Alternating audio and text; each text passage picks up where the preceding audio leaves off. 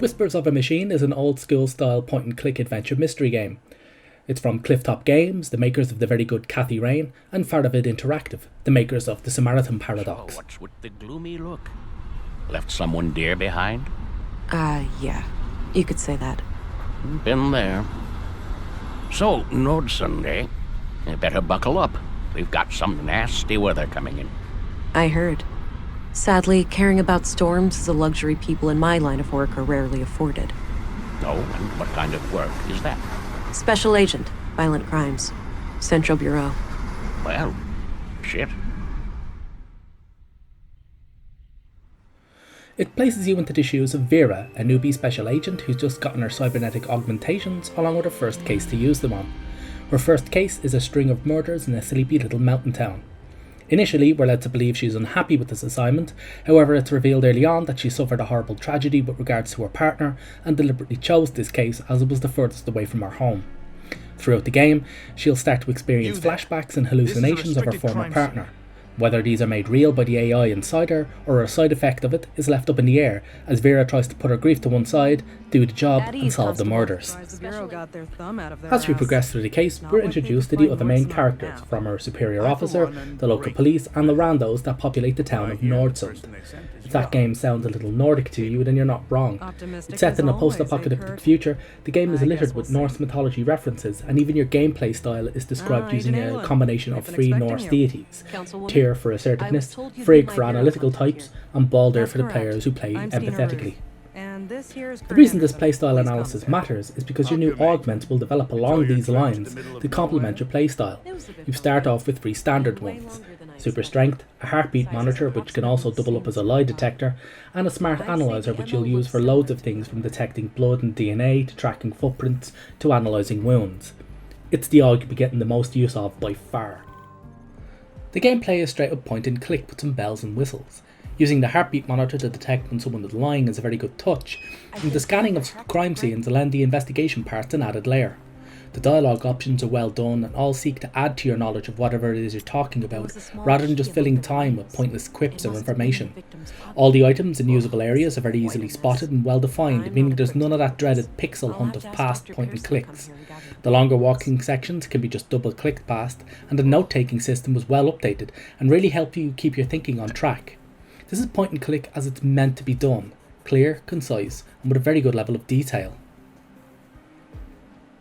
But the meat of all point and click games is the puzzles, and in Whispers of a Machine, they're pretty good on average. There's no moon logic puzzles, and the most challenging ones are quite rewarding head scratchers. Now, it's not Professor Layton, so don't expect loads of puzzles to tax your brain power, but you can expect to be reasonably pushed. The puzzles are unconventional at times, or they may have unconventional solutions which really work well. The standout puzzles are the audio filtering sections and the third murder in particular. It wasn't a dream? I must be going crazy. The blue is messing with my head. That's one way to say hello. You doing okay there, darling? Not really, Alex. How can I help them? This is weird for me, too. I have no idea. It's so strange seeing you like this. Well, I'm here now. Maybe we should just try to make the best of it.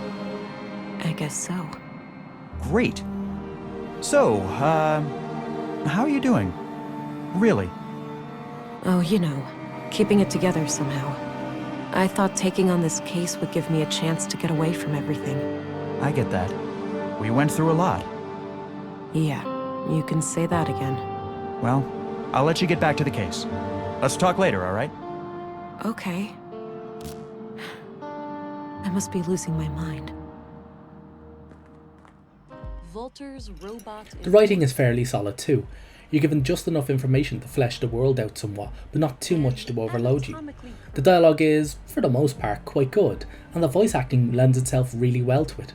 The game doesn't do a huge amount exceptionally well, but the music, the sound and the voice acting are all stellar. They really help create a living game world, even if it's a sparsely populated one.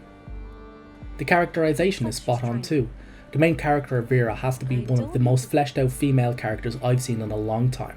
She's vulnerable and flawed, but with a core of strength and a resolve that really works. It's also a testament to the writing that these elements never jar with any of the playstyles you can adopt of assertive, analytical or empathic. The artwork is equal parts great and terrible. The backgrounds aren't pixel art and they're really well detailed, which is a bit of a shame that they're sullied by the awful pixely character models waddling around on them. The character sprite animations are all terrible too. I understand that Adventure Game Studio has its limits, but surely far more could have been done to make the characters not walk and move so robotically. It's a big shame because the voice acting is so good that to undermine it with such sprite animations and character models almost seems like a sin. This leads me on to one of the game's main issues, the storyline.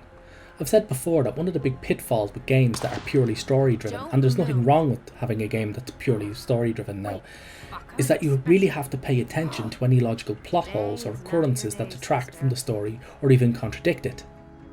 And not a tremendous amount of attention has been paid to this in Whispers of the Machine, unfortunately. There's a fair number of holes in the storyline, some of them trivial, others quite glaring. But all of them give a sense that not a huge amount of focus was on how the story evolved over the course of the game and how the character's actions mattered in it.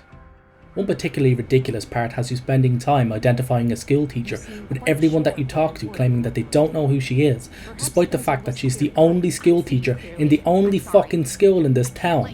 It's patently absurd that nobody would know who she is. In the end, the game has some really good ideas, but the ones that work aren't used enough, such as the heartbeat monitor or any of the additional OGs you wind up developing. At most, they're used about twice or 3 times, simply before becoming another button you click on when you're stuck in a puzzle. And the other ideas that don't work derail what could have been a really sharp, thought-provoking experience. A lot of the characters aren't too well fleshed out, but from Vera's perspective, I don't really think they need to be. The sections with Alex are fantastic, and they really help create a living, breathing character in Vera, rather than the cardboard cutout she'd have been in most other games. Alex too comes across as a very nuanced character. His behavioural shifts over the course of the game get really sinister as he progresses from trying to tug at Vera's heartstrings to trying to outright guilt trip her into doing what he wants. It's really, really good, and the ambiguous nature of his presence is really well done. The endings are also another issue with the game. A properly good ending may have saved a lot of the mistakes in the game from being too widely noticed, but unfortunately the story falters at the final hurdle as well. I've heard complaints from some players that the saving system means that to get the different endings, you have to replay the entire game over, which annoyed them, but I didn't encounter that issue. Your gameplay choices don't affect the ending much at all. You're given 3 choices at the end, to either activate the AI or flush it, and then to keep the baby or not. That's it. Any women playing this game, by the way, will not be too impressed with the endings either. You're basically given the option to be a caregiver or a career girl. There's no option to keep the baby and your job, because you know, it's impossible for a woman to have both children and a job. I mean, I'm a man and I found that ending quite fucking harsh. So yeah, it's a decent little point and click that's far too short to develop the plot that it wanted to, far too shallow to develop all the characters that it wanted to, and far too linear to offer the choice of endings that it really wanted to.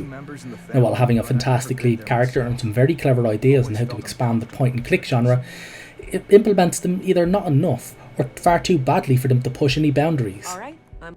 My advice, get it on sale, but also check out the other games by Clifftop.